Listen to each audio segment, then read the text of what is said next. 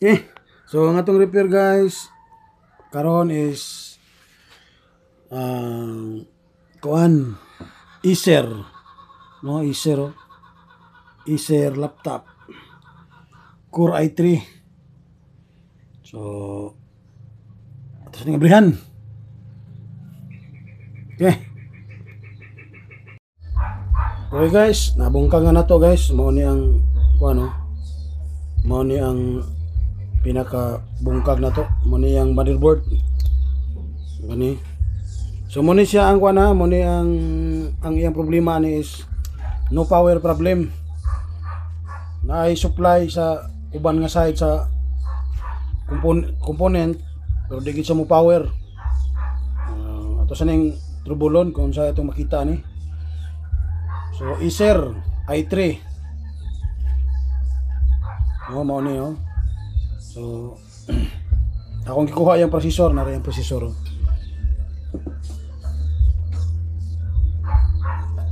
Nara yung processor kana, muna yung processor i3. So diya sa itaod sa kanang puti oh. Okay. So ato sang turbulon guys. Okay guys, mao na ni ang solusyon no sa atong troubleshooting. Ang solution is replace board gid siya kay shortage ang iyang chipsets kanang nakayelo.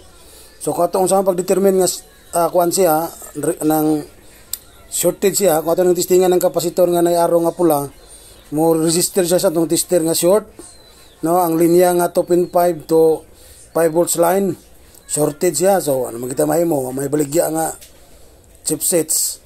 So ang ato na lang is kung napay baligya ato nang tangtangon pero may baligya wala na makita.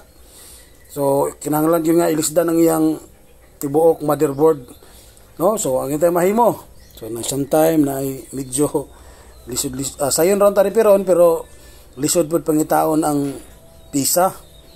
So kay dako magina nga ay sige ang ikaduha na sa pinakadako no. Ako mangikuha ang kuan na ang iyang processor kanang nay white nga na square na diha kita ang processor. Akong gikuha kay abi ko og shortage pud ang processor.